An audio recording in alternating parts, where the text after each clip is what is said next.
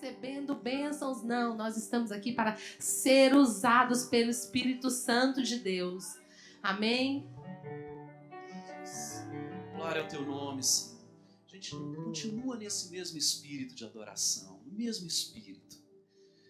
Rebeca, isso aqui vai virar congresso, viu? Isso aqui vai virar congresso. Viu, Bibi? Isso aqui vai virar congresso de louvor e adoração. Você acredita? Você crê? Eu sinto no meu espírito, eu sinto o Espírito Santo ministrando no meu espírito isso. Eu sinto que tem muita gente sendo ministrada aqui e eu quero seguir essa onda do Espírito, gente. Coisa para falar não falta. Mas eu quero seguir essa onda do Espírito aqui. Deus está ministrando muita gente.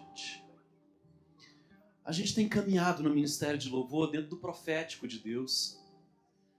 A gente tem se entregado a Deus para que realmente Deus traga à luz tudo aquilo que está em trevas no ministério, na nossa vida, para que a gente possa ser livre de verdade. Essa semana eu estava conversando com uma pessoa e ele estava me contando um problema dele, da vida dele, e eu estava ouvindo aquele problema. Meu Deus, que saída tem isso, gente? Tem tantos problemas na vida da gente que às vezes não tem saída. E aí Deus me deu uma palavra. Bem na hora eu recebi aquela palavra de Deus, virei para ele e falei assim: olha, meu amigo, tudo isso aí que está acontecendo na sua vida, que você está focado os olhos nisso, tudo isso aí que está chamando a atenção dos seus olhos só conseguem ver isso. Gente, isso é só galho e folha. Aí ele tomou um susto, ele falou assim: nossa, senti uma dor no coração aqui agora. Eu falei: olha, todos esses problemas da gente aqui, às vezes só são resultado de coisas que a gente plantou lá atrás. A gente tem falado isso muito no ministério. E aí eu comecei a ter esse entendimento também mais profundo em relação a isso, que às vezes a gente foca nos nossos problemas do dia a dia, e na verdade, gente, eles só são os galhos e as folhas dessa árvore do que está para cima da terra. E às vezes a gente precisa lançar luz. Às vezes alguém está bebendo e fumando e você está querendo mandar a pessoa parar de beber e fumar, mas na verdade você não está olhando que isso aí é só galho e folha. Só o resultado do que está para baixo da terra que ninguém consegue ver. O que é isso? Você coloca um marco na tua vida. Esse momento aqui, para o que eu estou vendo, para o meu futuro, para o presente, para o futuro que eu estou vendo, é esse galho e folha, tudo que a minha vida está refletindo. Do que está daqui para trás, do meu passado, a minha história de vida, é o que está enterrado para baixo, são as minhas raízes. E às vezes, isso aqui que está fluindo para fora, das dificuldades que a gente está vivendo, os problemas que a gente está enfrentando, é simplesmente o resultado das raízes adoecidas, e a gente precisa cavar. E a gente tem usado muito esse termo dentro do Ministério de Louvor. Cavar, gente, cavar. A gente precisa voltar lá nos lugares onde a gente caiu e recomeçar. A gente precisa voltar lá nos lugares onde a gente abandonou os altares, onde a gente não levantou altares ou levantou altares errados, destruir aqueles altares errados, levantar altares para Deus em áreas da nossa vida que o inimigo está tendo acesso hoje. É resultado disso, de a gente não ter levantado os altares corretos para Deus, ou a gente ter levantado altares para o inimigo, altares de adoração ao inimigo. Então a gente realmente precisa ter esse entendimento. Gente, é revelação pura, gente. Pura. Eu resgatei um e-mail essa semana, Rebeca, de quando Deus começou a trazer entendimento para o Ministério de Louvor, e uma pessoa tinha tido um sonho, e no sonho ela contava uma coisa é isso! É uma expressão que diz que a gente não foi chamado para expulsar as trevas. Gente, isso é muito forte, muito profundo. A gente tem tido a oportunidade de ter muita revelação da palavra de Deus que tem mudado a nossa compreensão, o nosso entendimento, a nossa visão, tem tirado uma tapa, uma cegueira dos nossos olhos. A gente tem começado a enxergar aquilo que Deus tem para fazer na nossa vida, o que aconteceu. A gente tem começado realmente a ver. Isso é a verdade. Aquele cegamento que o inimigo lançou sobre os nossos olhos para que a gente não pudesse compreender a luz do Evangelho tem sido tirado dos nossos olhos. A gente viveu muito tempo, muita coisa complexa. E entenda isso que eu estou querendo te falar, que a gente não foi chamado para expulsar as trevas. Não estou falando que você não tem que expulsar o demônio, você tem. Mas quem liberta, gente? Jesus falou que o que liberta é o conhecimento da verdade. A verdade que é Jesus é a luz do Evangelho. Porque a luz veio ao mundo e os homens rejeitaram a luz, que é Jesus, porque as suas obras eram más. Está no Evangelho de João. Numa das cartas que o mesmo João escreveu, ele diz que se nós andarmos na luz, como ele na luz está, temos comunhão uns com os outros. E aí o sangue de Jesus nos purifica de todo pecado. Vamos fazer um entendimento contrário? Quando é que o sangue de Jesus nos purifica de todo pecado? Quando a gente anda na luz. E o que é andar na luz? Os homens rejeitaram a luz porque as suas obras eram más. Eles queriam esconder a sua vida, esconder essa raiz, deixar enterrado o que está lá para baixo do passado, o que está da minha vida para trás, e não deixar ninguém ficar sabendo. Eu não quero trazer isso à luz, mas enquanto a gente não traz essa luz, essa doença que está na minha raiz, que foi o que eu semeei a vida inteira, esse terreno que eu vivi, tudo que eu vivi da minha vida, vai produzir em mim o quê? Galhos e folhas adoecidas. Galhos e folhas adoecidas. Então, quando a gente diz que é a verdade quem liberta, isso é totalmente coerente quando Tiago diz: confessai as vossas culpas uns aos outros para serdes curados. Gente, o reino espiritual, ele é diferente da realidade que a gente vive, porque onde a gente vive, a gente tem uma expressão que é o vácuo, que é onde não tem nada. Você pode colocar no vácuo ali, não tem nada no vácuo.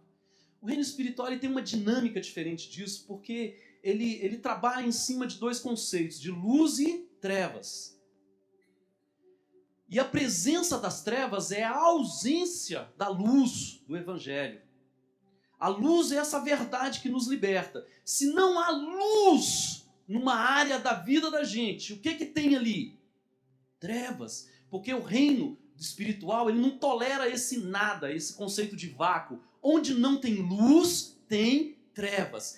Todas as áreas da nossa vida que não estão na luz. Agora entenda o que o João falou de Jesus. Os homens rejeitaram a Jesus porque todas as vezes que você se aproxima de Deus, tudo aquilo que está escondido em você, em toda a sua história de vida, é aberto, é aparecido. E eles rejeitaram a Jesus por quê? Porque as suas obras eram más e eles queriam manter elas em trevas. Agora, gente, trevas é o território de quem? Jesus falou: lá vem o príncipe das que nada tem em mim, e eu não tenho nada com ele. Por isso que é tão importante, gente, a gente ter essa compreensão de que às vezes a gente vai precisar cavar áreas da nossa vida e que não adianta, gente, a gente ficar tentando esconder nada. Jesus falou: aquilo que os homens fizerem no recôndito da câmara será pregado nos telhados. Sabe de quem que ele estava falando? Você lembra que Davi errou lá com Betseba?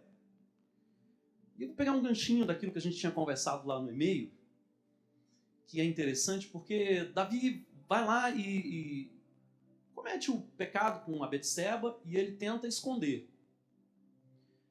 A consequência disso está no Salmo, né? Ele diz que os ossos dele secaram. Todas as vezes que a gente tenta enterrar dentro da gente esses nossos erros, a consequência vai ser um sofrimento, terra seca. Não vai ter água. Então ele esconde aquele erro ali, e aí fica um ano com aquele negócio escondido ali, e vai lá, faz o Urias morrer. E é uma coisa interessante, porque quando a gente fala de Davi contra Golias, Davi era o gigante. Mas quando a gente fala de Davi contra Urias, Urias era o gigante. Por quê, gente? Porque ele era 100% íntegro. Ele trouxe Urias de lá para dormir com a Betseba. Ele falou assim: não, os homens estão lá na guerra, eu não vou dormir com a minha mulher. Ele não se corrompeu. Aí deu uma carta para ele que era para ele levar para o comandante dele colocar ele na frente da tropa para ele morrer. Gente, ele levou a carta sem abrir.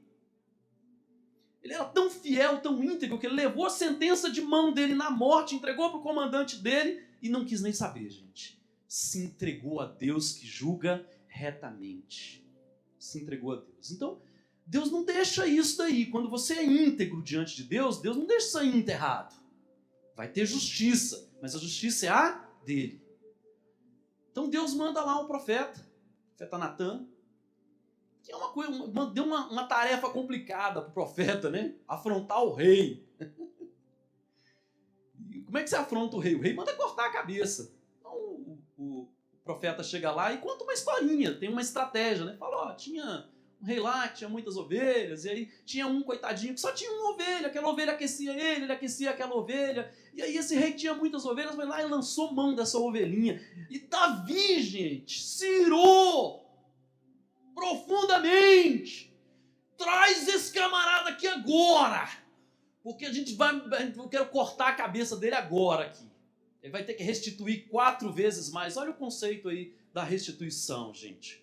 Da própria boca de Davi saiu o conceito da restituição quando Zaqueu, Jesus chama ele, e ele fala assim, olha, se eu tiver errado, eu vou restituir 4 vezes mais. Tem uma restituição que é aquilo que o gafanhoto levou, que Deus traz de volta para a gente. Mas tem uma restituição que é a gente ir até as pessoas que a gente ofendeu, que a gente fez sofrer, que a gente fez alguma coisa errada contra elas e restituir o direito delas. Aí Jesus falou, nessa casa entrou? Nessa casa entrou? Quando é que vai entrar a salvação na sua casa? Quando você restituir as pessoas que você ofendeu. Agora olha, o que Davi falou? Traz esse camarada aqui, porque esse aí é digno de morte. A sentença que Davi lançou sobre aquela história era a sentença que se voltou contra ele mesmo. Gente, toda vez que a gente abre a nossa boca para sentenciar alguém de maneira aleivosa, essa sentença que está saindo da nossa boca é a sentença que vem contra nós mesmos. Nós estamos impetrando a nossa própria sentença. Gente, muito cuidado quando vocês falarem de alguém. Porque sai da nossa própria boca as nossas próprias sentenças. Isso tudo trabalha em função das raízes de amargura. Aquela história que está enterrada lá, as pessoas que ofenderam a gente, as pessoas que a gente ofendeu, as pessoas com quem a gente se ofendeu, que a gente deixou enterrado lá para trás, a gente deixou guardado lá. Essas raízes de amargura, elas brotam. E às vezes elas brotam de várias formas. Eu não vou ter tempo para falar disso daqui com vocês, mas elas brotam de várias formas. O que eu estou querendo falar com vocês é só uma coisa. Deus tem trazido um tempo de muita luz para a igreja. E o que liberta a gente é o conhecimento da verdade. E a gente não foi chamado, nesse e-mail tinha escrito isso, nós não fomos chamados para expulsar as trevas, mas nós fomos chamados para acender a luz, para falar a verdade do evangelho em amor. Gente, tem coisa que está acontecendo na sua vida que é só a colheita de uma semente que você plantou. E a gente costuma dizer que o reino espiritual é tremendamente, profundamente fértil. O que você planta lá, meu amigo, dá 30, 60 e a 100. O que semeia na carne, colhe corrupção. O que semeia no espírito vai colher vida. Vida. Às vezes tem área da nossa vida que a gente não está colhendo vida, que não está viva, porque a gente semeou corrupção. E essa é a direção que Deus tem dado para a gente aqui. Deus tem falado com a gente, falou através de uma música, de um sonho que o Joel teve, sobre uma palavra, que é a comoção. E a gente foi dar uma olhada no que era essa palavra, e a palavra comoção é mover-se junto. É quando a gente se comove junto com os outros. Desde de um tempo atrás, o pastor Marquinho tem levantado uma posição para a igreja, e ele falou uma palavra sobre que Deus estava falando para ele que a gente precisava imunizar a igreja. Porque Deus está levantando essa igreja para coisas grandes. Para essa nação e para o mundo, gente. Não tenha dúvida disso. Pegando um ganchozinho aqui, hoje à tarde, meditando sobre essas 4 horas de adoração que a gente ia fazer, Deus me deu uma palavra no meu coração que é em cima de um outro tema que a gente tem trabalhado muito.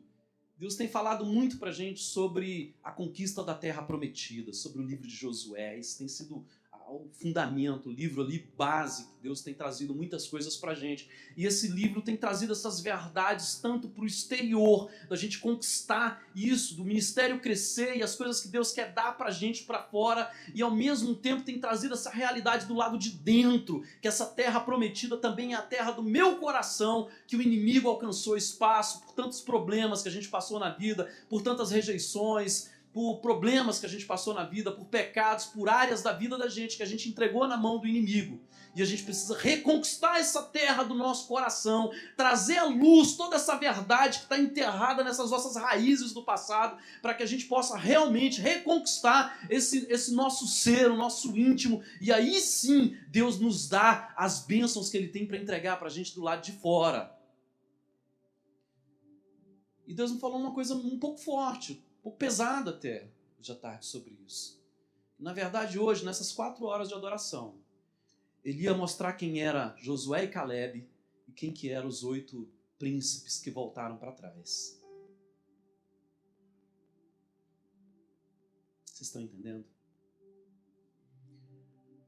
É um arco, a gente tem trabalhado em cima disso, a gente só tem sido obediente, gente. A gente não programou nada disso daqui, a gente só foi obediente. Tinha na nossa agenda lá as 4 horas de adoração, a Bibi falou, Bill, vamos fazer, a gente não tem nada programado, mas vamos embora fazer. Eu acho que é isso que Deus quer, então vamos ser obedientes. Né? O abecedário de Deus começa com a letra O, obedecer. A gente só tem sido obediente, a gente não é nada. E o que Deus tem falado pra gente é isso, Ele vai começar a separar Josué e Calebe dos outros 8 príncipes, que não se fala nenhum nome, não sei se tem na Bíblia nenhum nome. Você quer ter um nome que é conhecido? Se entrega para Deus, abre mão, entrega tudo. Jesus se despiu da sua glória, Ele era Deus, vestido de glória, de um trono de glória, e quando as visões que se tem de Jesus, com ele, quando ele tá com seu casaquinho, sua blusinha de frio, é uma luz resplandecente que ninguém consegue olhar para ele. Ele tirou se desvestiu da roupa de sol que ele tem, desceu até os homens, se humilhou. Não veio aqui ser melhor do que ninguém, não veio aqui buscar a posição de ninguém. Várias vezes os discípulos tentaram fazer ele rei, ele simplesmente sumia no meio da multidão, simplesmente desaparecia. Ele não queria nada, ele só queria cumprir aquilo que Deus chamou ele para cumprir. Aí quando ele chegou na cruz, essa minha tentação que eu sinto, essa tentação que você sente, essa provação, esse pecado que às vezes a gente tem, que a gente até trata ele como bichinho de estimação, meu pé. Não, isso aqui é uma fraqueza que eu tenho, é meu pecadinho de estimação. Estava sobre ele. Sabe quando é que você vê isso? Quando ele na cruz sua sangue. É porque ali ele estava tomando a decisão de não errar. Quando ele sua sangue, ele tomou aquela posição e falou assim, ele estava com um desejo, gente, imagina, ele era Deus, ele é Deus. E ele sabia que o povo ia pegar ele, apedrejar, bater, furar, pregar numa cruz, cuspir, tirar as roupas, vestir ele de cuspe. Gente, ele podia fazer como, na hora que vão prender ele, chega o Pedro lá, né? Corta a orelha do cara. Não, vamos agora ele vai virar rei. Agora a gente vai revirar tudo aqui. E aí Jesus vira, não, você não está entendendo, Pedro. Você não está entendendo. Não é usando o meu direito. Gente, tem gente que faz mal pra gente, a gente quer usar do nosso direito, não tem? E a gente se acha cheio de direito, não se acha? Às vezes a gente quer. Às vezes a gente quer usar do nosso direito. Alguém fez um mal pra mim e eu, desgraçado, eu vou pegar aquele infeliz. Desculpa a expressão, mas a gente fala isso, você fala. Você xinga assim em espírito. Às vezes você não fala, mas em espírito você xinga assim. Quero pegar ele. Jesus fala assim, você não está entendendo, Pedro. Não é usando o meu direito, não é usando o meu poder que eu vou chegar onde Deus quer que eu chegue. É abrindo mão, é entregando, quando eu me entrego que eu vou chegar na posição que Deus quer que eu chegue. Esse mesmo Pedro, lá nas cartas do Evangelho, ele fala assim que Jesus era tão impressionante, impactou tanto a vida dele, mudou tanto a vida dele, que ele não conseguia entender que ele sendo injuriado, ele não injuriava, ele sendo afrontado, ele não afrontava, ele padecendo, ele se entregava àquele que julga retamente. Vocês estão entendendo o que o Espírito está querendo falar com vocês, gente? Se entregava àquele que julga retamente. Então não é usando no meu poder que eu vou chegar onde Deus quer que eu chegue. E ele recebeu o que, gente? O nome que está? Por quê? Porque ele mostrou que ele era Deus? Porque ele desceu. Porque ele se entregou. Porque ele padeceu. Porque ele sofreu. Porque ele suou sangue. Em uma das cartas a gente vê falando assim, você não tem resistido ao pecado ainda até o sangue. Está fazendo referência exatamente a esse momento de Jesus, onde esse meu pecado e seu estava sobre Jesus, essa tentação que às vezes eu cedo a ela, estava sobre Jesus, e ele disse, eu não vou ceder, e ele suou sangue, mas ele disse assim, eu não erro, eu não vou fazer isso. Gente, existe uma lei da responsabilidade, que quando uma pessoa realmente está arrependida dos seus pecados, é quando ela chega nesse ponto, que ela diz, eu suo sangue, mas para aquilo eu não volto mais. Para o pecado eu não volto mais. Para o erro eu não volto mais. Eu não vou murmurar mais. Eu não vou ser mais um desses 8 príncipes que está murmurando contra a igreja, que está murmurando contra a liderança, que está murmurando contra o irmão, que está murmurando da vida, do salário, do governo. Eu vou ser Josué e Caleb, que disseram, eu ainda estou aqui, eu estou pronto. Agora eu estou com 80 anos e eu ainda estou assim, me sentindo com 40, eu vou conquistar a terra que Deus tem para mim. Eles tinham conquistado a terra de dentro, gente. Eles tinham olhado para o passado, tinham trazido a vida deles para a luz, tinham se arrependido, tinham se consertado diante de Deus. E eram homens que realmente podiam conquistar para fora. Às vezes você quer conquistar para fora, mas nem para dentro você conquistou ainda. Jesus veio, gente, para dar a terra do teu coração para você. Ela pertence a você. Essas áreas que o inimigo conseguiu frustrar a sua vida, te levar ao pecado, te levar ao erro, como me levou, gente? A gente tem uma história, tanta frustração na vida, que a gente acaba se entregando a isso tudo. Eu já me entreguei. Cheguei ao ponto na minha vida de estar em depressão profunda, porque não tinha mais nada, não tinha amigo, não tinha igreja, não tinha nada, não tinha emprego, não tinha nada, nem estudo, nada. E esse é o ponto do arrependimento.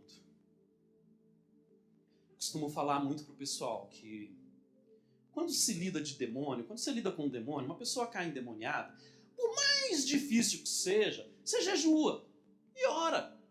Vamos lá, tem um cara endemoniado ali, não tem história, o cara não, tem uma semana para expulsar aquele demônio, expulsou. Foi uma semana. Moleza, tranquilo. Porque quando se lida com o demônio, em nome de Jesus sai. E ele tem que sair.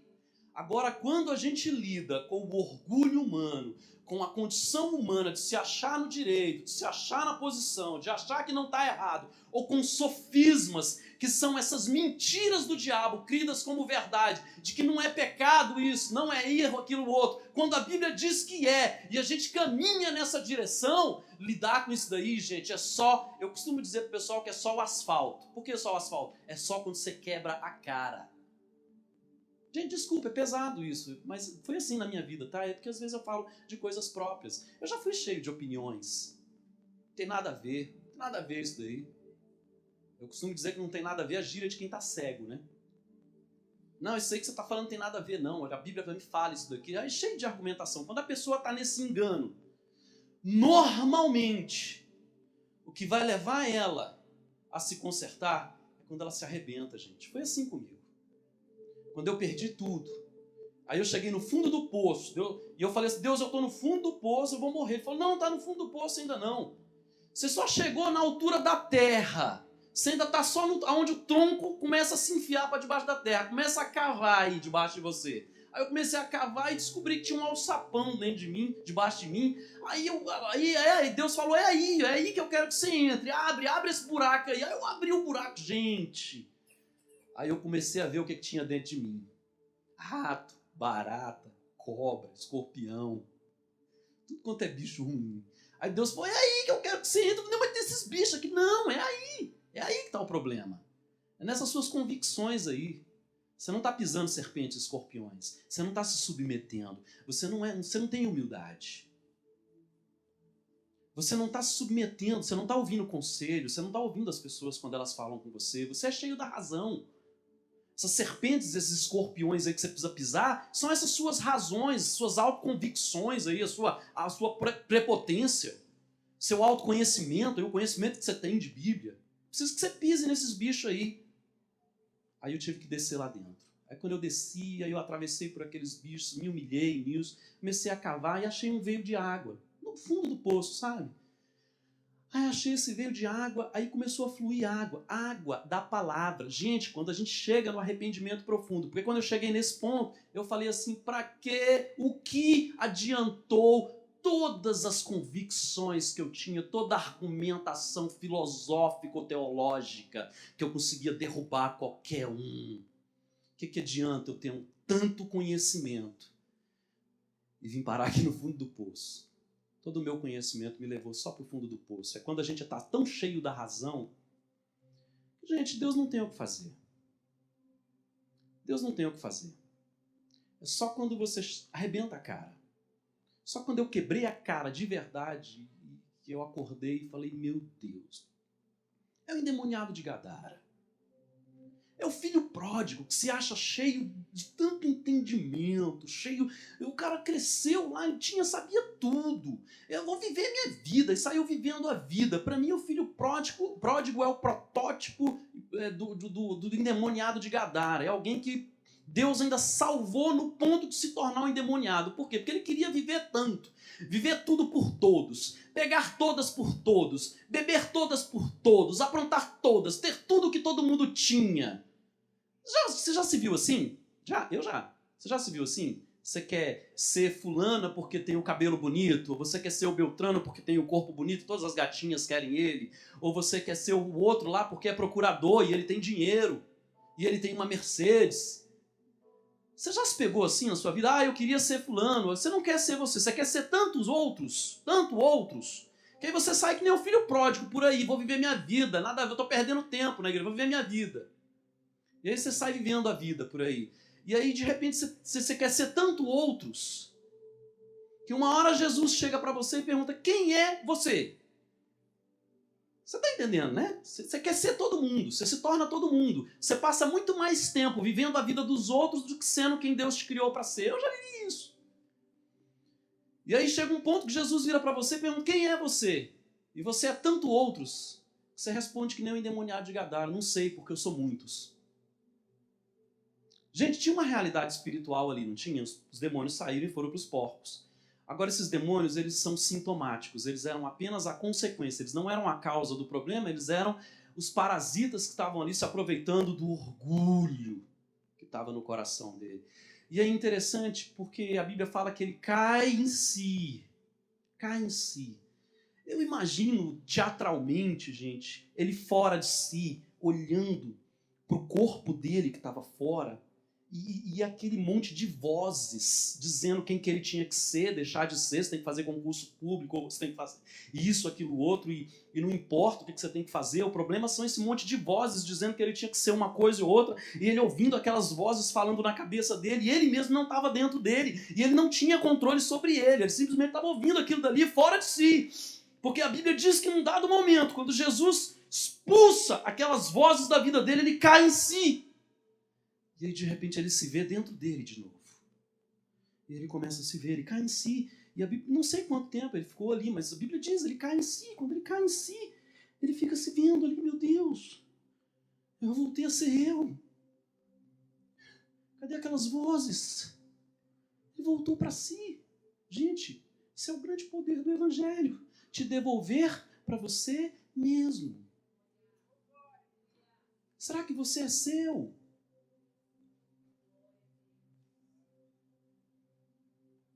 Às vezes a gente vai para a cama com uma pessoa porque a gente acha que a gente é livre. A gente bebe porque a gente acha que a gente é livre, a gente fuma porque a gente acha que a gente é livre. E a lei da liberdade ela é um pouco mais complexa do que isso. ela não quer dizer, na verdade, ela quer dizer que você pode fazer tudo. Mas ela também tem um entendimento que diz, te faz uma pergunta retórica, inversa, que diz, se você consegue ficar sem aquilo. Normalmente, quando alguém se envolve sexualmente com alguém, ele perde o domínio do próprio corpo. Qual que é um dos frutos do Espírito? Domínio próprio. Se você não tem domínio próprio, você não é livre. O problema não é se você pode fazer as coisas, é se você dá conta de ficar sem elas. Porque se você não consegue ficar sem essas coisas, você não é seu. Vocês estão entendendo a profundidade disso tudo? Você não é seu.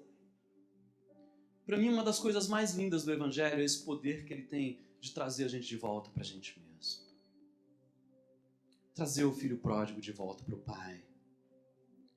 Trazer a nossa alma de volta para a gente mesmo, de volta para dentro da gente mesmo. Gente, eu já fui adolescente e eu sei como é terrível. E na minha adolescência eu me perdi porque eu queria ser tanta gente, gente. E Deus criou uma essência dentro de você para você ser quem você é. Estava comentando essa semana sobre a palavra do John Mulliny lá no Congresso da Lagoinha. E ele falou, gente, o sol, ele não tenta ser nada diferente de simplesmente ser o sol. Ele simplesmente é o sol. E aí as plantinhas aqui da terra, essa é falsa, né? Mas as plantinhas aqui da terra. O sol, gente, não está tentando ser ninguém, gente. O sol está sendo quem ele foi criado para ser. O sol. Iluminar, mandar a radiação dele, que vem em forma de calor, de luz pra gente. Ele simplesmente está sendo quem ele é. Quem ele foi criado para ser. E as plantinhas pegam esse calor do sol e fazem a fotossíntese, se transformam e dão frutos, e dão folhas. Gente, sabe o que isso significa? Que você simplesmente tem que ser quem Deus te criou para ser, e não outras pessoas, e não tentar ser o ministério de ninguém. Você tem que ser quem Deus te criou para ser. Que quando você chega a esse ponto de você ser quem Deus te criou para ser, as pessoas à volta simplesmente vão absorver isso de Deus que emana de você e vão dar os frutos delas. Estou querendo trazer vocês para essa realidade. Que a gente não foi chamado simplesmente para estar expulsando as trevas. A gente foi chamado para acender a luz. Quando você acende a luz do Evangelho, quando você deixa Cristo, que é a luz que veio ao mundo, iluminar você. Iluminar as áreas escondidas do seu coração. Os quartos fechados. As 7 chaves. Quando você deixa essa fresta de luz entrar ali dentro. Há uma realidade, gente, no mundo espiritual que começa a ser transformada.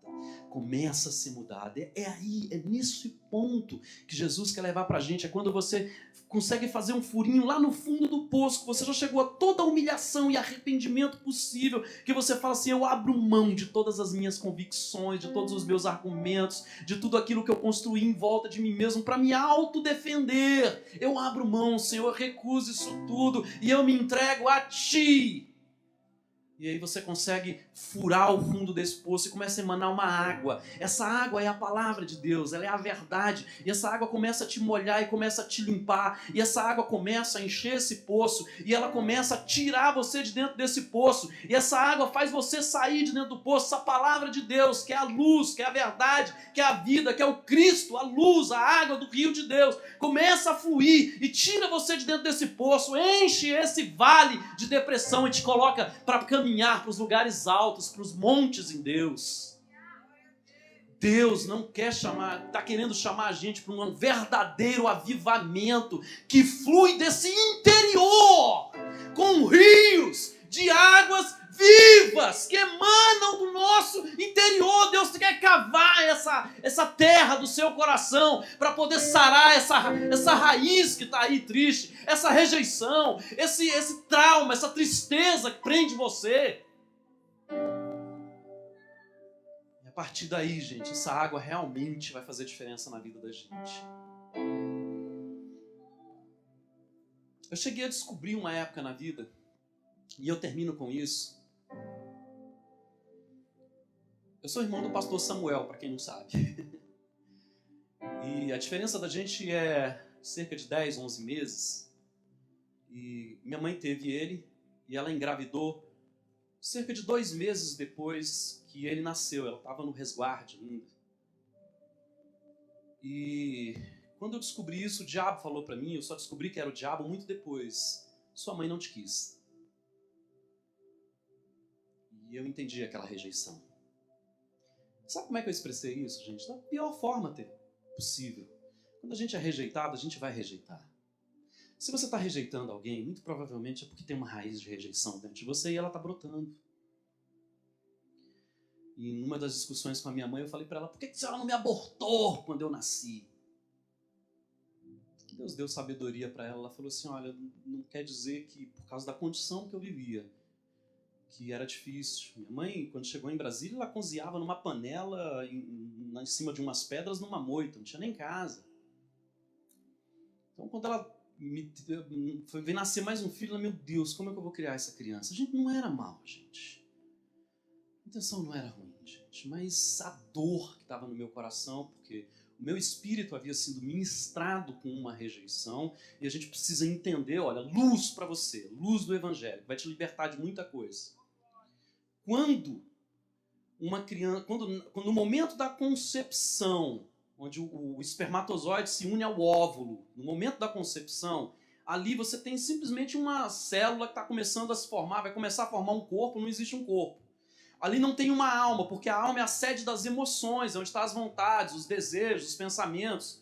Mas ali, né, você não tem um corpo pronto, você não tem uma alma pronta, mas o espírito é pronto.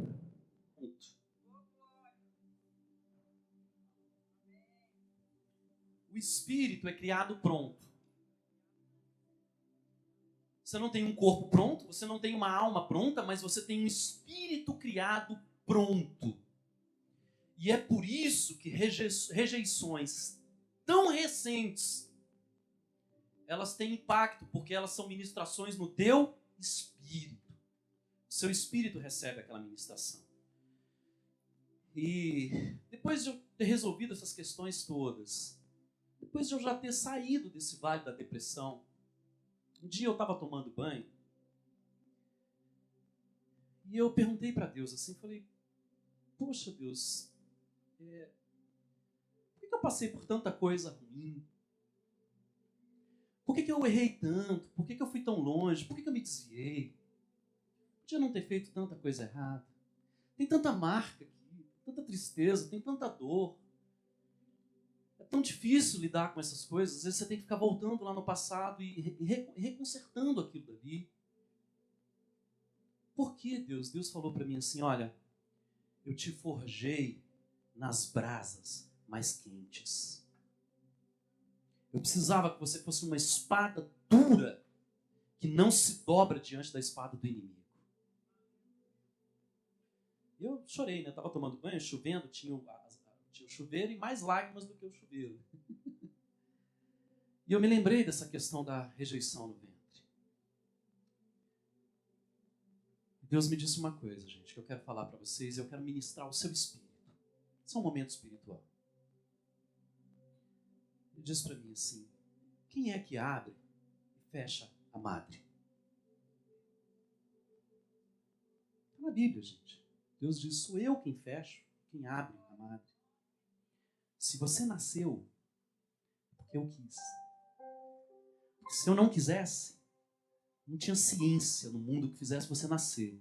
Mas como eu quis, não existe nada nesse mundo que pudesse impedir. Se você está aqui hoje, vivo, é porque eu quis que você nascesse.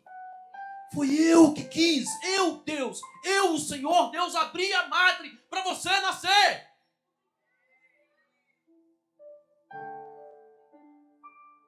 E eu te aceito. Deus não fez você nascer para te rejeitar, eu te aceito. Você pode curvar a sua cabeça, eu estou vendo que está um momento, seu espírito está sendo ministrado. Deixa Deus ministrar essa palavra no seu coração. Talvez tenha uma tristeza aí, talvez tenha uma amargura aí, talvez tenha uma raiz, gente, de rejeição. Pode não ser essa do nascimento, mas talvez alguém durante a vida foi tão mal com você que te rejeitou no seu espírito, você sentiu essa marca e essa raiz, ela foi colocada aí. Gente, não há ninguém nessa terra que não tenha nascido pela vontade de Deus. Não há ninguém, viu, Rodolfo? Não tem ninguém, Rodolfo, que não tenha nascido, se não tenha sido pela vontade de Deus. E eu quero te dizer uma coisa. Quando Deus me ministrou isso, de que Ele foi quem fez eu nascer, Ele me lembrou de uma pessoa que era um amigo meu, e ele falou assim, fala para essa pessoa o seguinte, você nasceu por um propósito meu, porque eu quis que você nascesse, e a sua presença na minha vida, ela é importante. Eu preciso de você. Eu sou feliz porque você existe, Rodolfo. Eu estou falando com o Marquinho, como amigo. Às vezes a gente não tem contato a semana inteira, mas eu sinto sua falta. E eu sou feliz por você existir. Por você existir. Se você não existisse, existiria alguma falta na minha vida. Faltaria algum amigo na minha vida. Eu não saberia explicar, mas faltaria algum amigo na minha vida. Eu sou feliz porque você existe. Uma palavra de Deus para você, ministrada no seu coração. Recebe ela no seu coração. Isso é importante. Deus vai te levar a lugares altos. Deus vai te levar a lugares altos. Você está aqui hoje porque Deus quis que você está, e você faz falta na vida da gente. Você faz falta na vida da gente. É um pouco complexo, não é essa questão da falta, mas a sua presença hoje, ela alegra a gente. É bom ter você com a gente. Se você não existisse, alguma coisa estaria fora do lugar. Porque você está aqui hoje. Realmente a gente sente essa alegria de ter a tua amizade, de ter a tua presença. Recebe essa palavra no seu coração. Recebe essa palavra no seu coração, Mário. É importante te ter aqui hoje. É bom te ter como amigo. É bom te ter como amigo. Olha, às vezes a gente fica semanas sem se falar, mas é tão gostoso quando eu te encontro, quando eu te dou um abraço, quando você brinca comigo, chama de gordinho. É tão bom, eu sinto um carinho tão grande. Se você não existisse, eu não teria esse privilégio, eu não teria essa oportunidade, eu não teria essa alegria que emana da sua vida. Vocês estão entendendo, gente, onde é que o Espírito de Deus quer levar a gente? Gente, você pode ter sido rejeitado aqui nessa terra, mas Deus não te rejeitou, Ele quis você. Será que esse louvor pode fluir do seu coração? Será que essa alegria, será que esse perdão pode fluir do seu coração? Deus te aceita, eu estou te falando aqui, Deus te aceita. Se Ele me aceitou, eu fui uma das piores pessoas que eu posso conhecer. Se Deus me aceitou, eu não tenho dúvida que pode aceitar você. Teve um rei, que o cara era tão mau que ele partiu a mãe dele no meio para saber de onde é que ele tinha nascido. E aí, por ele ser mau, Deus tirou ele do trono. Aí os inimigos dele prenderam ele numa gaiola e estavam levando ele preso. E naquela gaiola ele se arrependeu. Ele falou, Deus, eu me arrependo do mal que eu fiz. E Deus restaurou o trono dele. Se um cara que chegou a esse nível de maldade foi aceito e perdoado por Deus, será que você pode? Claro que pode, gente. Não tem uma maldade. Não existe um pecado que o sangue de Jesus não possa purificar, perdoar, gente. Não existe um erro que a gente cometeu, que você cometeu, que eu venha a cometer, que eu cometi, cometo ou venha a cometer, que o sangue de Jesus já não tenha lavado, já não tenha purificado. Será que esse louvor pode fluir do teu coração nessa noite? Será que essa alegria pode fluir do teu coração? E se você resolve esse seu conflito com Deus, eu estou te dizendo, Deus te aceita. Será que você pode aceitar o teu próximo? Será que você pode virar para alguém aí? Será que você pode virar para alguém que está do seu lado e falar assim, olha, eu já tive dificuldades, mas as alegrias que eu tenho com você eu não teria se você não tivesse nascido. Não teria essa alegria. Eu não teria essa alegria. Tinha tantas outras coisas que a gente precisava tratar aqui, mas eu vou entregar a palavra para a nossa líder. Eu tenho aprendido a honrar, gente, e é uma alegria servir.